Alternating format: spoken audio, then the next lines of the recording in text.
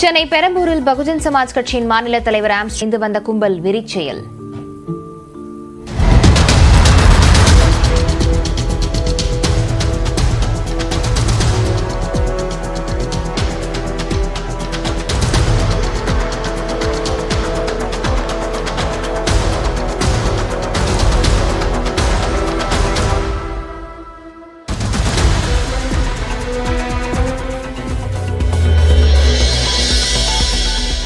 Armstrong கொலை வழக்கில் 8 பேரை கைது செய்து விசாரணை என கூடுதல் ஆணையர் அஸ்ரா கர்க் தகவல்.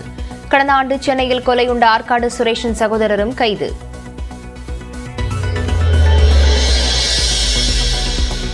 ஆம்ஸ்ட்ராங் கொலை செய்யப்பட்டதை கண்டித்து ஆதரவாளர்கள் பெரம்பூரில் சாலை மறியல்.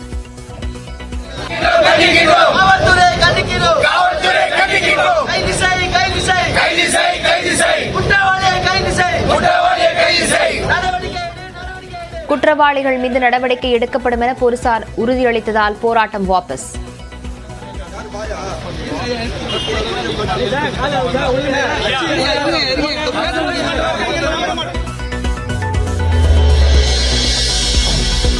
ஆம்ஸ்ட்ராங் கொலை சம்பவத்திற்கு பகுஜன் சமாஜ் தேசிய தலைவர் மாயாவதி கடும் கண்டனம். எடப்பாடி பழனிசாமி, ராமதாஸ், திருமாவளவன், அண்ணாமலை, செல்வ பெருந்தகை உள்ளிட்டோரும் கண்டனம். சென்னையில் நுங்கம்பாக்கம், தண்டையார்பேட்டை உள்ளிட்ட இடங்களில் மழை. அம்பத்தூர், கொளத்தூர், திருவொற்றியூர் பகுதிகளிலும் மழை பெய்ததால் தணிந்தது வெப்பம்.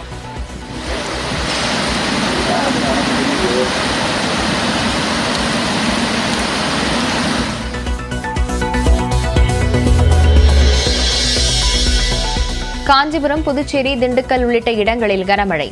சிவகங்கையில் பலத்த காற்றுடன் பெய்த ஆலங்கட்டி மழை.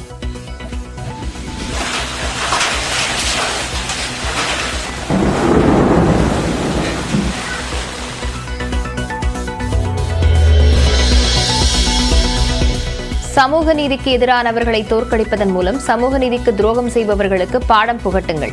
விக்கிரவாண்டி இடைத்தேர்தலில் போட்டியிடும் மன்னியூர் சிவாவை ஆதரித்து முதலமைச்சர் மு க ஸ்டாலின் வீடியோ பரப்புரை.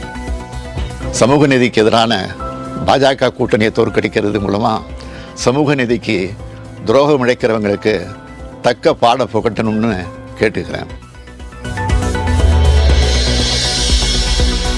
அதிமுக குறித்து திட்டமிட்டு குறை சொல்லி வருகிறார் அண்ணாமலை என இபிஎஸ் குற்றச்சாட்டு. பேட்டி கொடுப்பதன் மூலமே தன்னை அடையாளப்படுத்திக் கொள்கிறார் என்றும் விமர்சனம். தினந்தோறும் பேட்டி கொடுத்துக் கொண்டிருக்கிறார். பேட்டியிலே தன்னை அடையாளப்படுத்திக் கொண்டிருக்கிறார். அவர் பாரதிய ஜனதா கட்சியினுடைய மாநில தலைவராக வந்த பொழுது என்ன புதிய திட்டத்தை மத்திய அரசின் மூலமாக தமிழ்நாட்டு மக்களுக்கு பெற்றுத் தந்திருக்கிறார்? நம்பிக்கை துரோகி என்ற பெயர் இபிஎஸ்க்கு மட்டுமே பொருந்தும் என அண்ணாமலை பதிலடி. சிலரின் சுயநலத்திற்காக அதிமுக அழிந்து கொண்டிருப்பதாகவும் விமர்சனம். நம்பிக்கை துரோகி அப்படிங்கிற பெயர் ஒருத்தருக்கு பொருந்தும் அப்படின்னா அது எடப்பாடி பழனிசாமி. நம்பிக்கை துரோகி. அதனால் எடப்பாடி பழனிசாமி அவர்கள் கண்ணாடி எடுத்து ஒரு முகத்தை நல்லா பார்த்துக்கணும். அதிமுகவினுடைய பொதுச் செயலராக எப்படி இருக்க வேண்டும் என்று கண்ணாடி எடப்பாடி பழனிசாமி அவர்களுக்கு அறிவுரை சொல்லும். ரிலையன்ஸ் குழும தலைவர் முகேஷ் அம்பானியின் இளைய மகன் அனந்தின் திருமணத்திற்கு முந்தைய சங்கீத் நிகழ்ச்சி.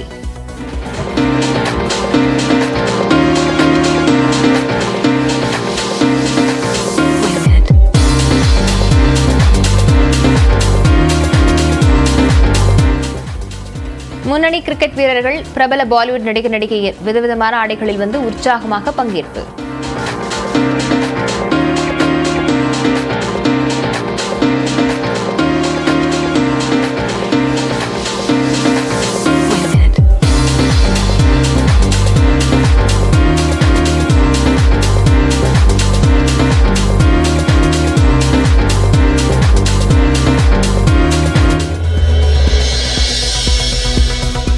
நீட் முறைகேடு விவகாரம் குறித்து உச்சநீதிமன்றத்தில் பிரமாண பத்திரம் தாக்கல் செய்த மத்திய அரசு. பெரிய அளவில் முறைகேடு நடக்காததால் இளநிலை நீட் தேர்வை ரத்து செய்ய தேவையில்லை என விளக்கம்.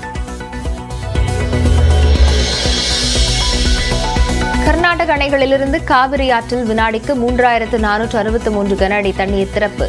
ஒகேனக்கல்லில் நீர்வரத்து 1500 கன அடியிலிருந்து 4000 கன அடியாக உயர்வு. சென்னையில் பகுஜன் சமாஜ்வாதி கட்சியின் மாநில தலைவர் ஆம்ஸ்ட்ராங் வெட்டி கொல்லப்பட்டது அதிர்ச்சியை ஏற்படுத்தியிருக்கிறது. உடலுக்கு அஞ்சலி செலுத்த பகுஜன் சமாஜ் தேசிய தலைவர் மாயாவதி இன்று சென்னை வருகிறார்.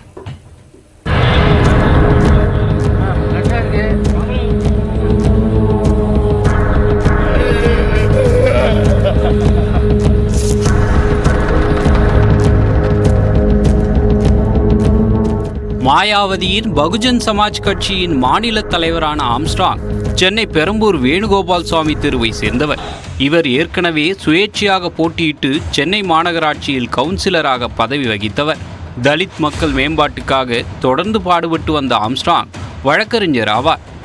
பெரம்பூரில் உள்ள தன் வீட்டில் பராமரிப்பு பணிகள் நடப்பதால் ஐனாவரத்தில் குடும்பத்தினருடன் தற்காலிகமாக குடியிருந்து வந்த ஆம்ஸ்ட்ராங் நாள்தோறும் பெரம்பூர் வந்து கட்டுமான பணிகளை பார்வையிட்டு செல்வது வழக்கம்.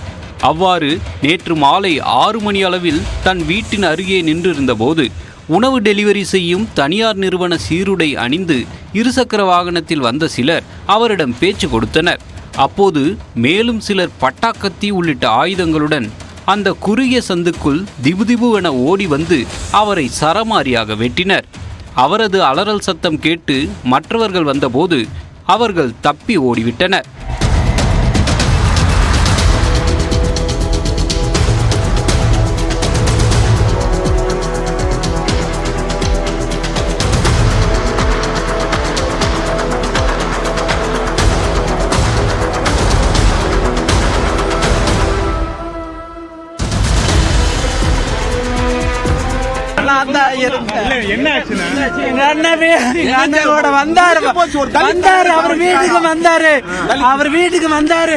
அவர் வீட்டுக்கு வரும்போது என் கூட பேசிட்டு இருந்தாரு. என் தம்பி, ஐயோ அண்ணா அது இல்லையண்ணா, தம்பி தம்பி நான் சொன்னேன், அண்ணா இது நடக்கிற வேலை அப்படி சொல்ல பின்னாடி ஒருத்தக்கா தாடி வச்சு வந்தா அவன் சந்தேகமா இருக்கு இப்படி இழுத்து இப்படி பிடிச்சேன். குறி வைக்கும் போது இந்த விரல் வெட்டி இந்த இடத்துல ஒரு வெட்டிருச்சு. வெட்டும் போது அண்ணன் பாலாஜி அண்ணா வீரண்ணா வாங்கும் போது 10 பேர் வந்தானுங்க. அண்ணா வேடு கீழே கிடந்து பாருங்க.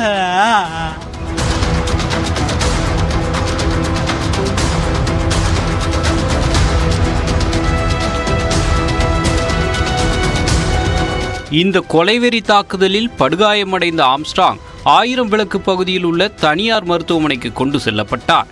எனினும் அங்கு உயிர் பிரிந்தது. அங்கு பதறியடித்து வந்த திரைப்பட இயக்குனர் ரஞ்சித் கதறி அழுதார்.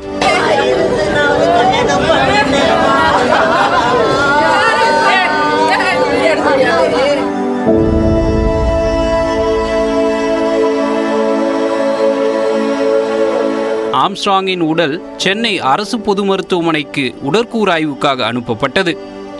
இந்த சம்பவத்தை தொடர்ந்து செம்பியம் காவல் நிலையத்தினர் விசாரணையை தொடங்கினர். ஆம்ஸ்ட்ராங் கொலையுண்ட இடத்தில் இரத்தக்கரை உறைந்து போயிருந்ததை பார்த்து அக்கம்பக்கத்தினர் கதறி அழுதனர்.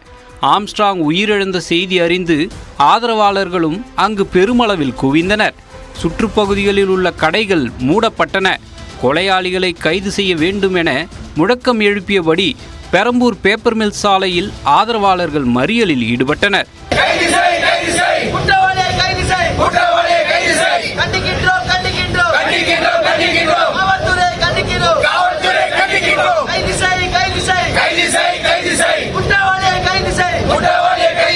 குற்றவாளிகள் கைது செய்யப்படுவர் என காவல்துறையினர் உறுதியளித்த நிலையில் மறியல் கைவிடப்பட்டது.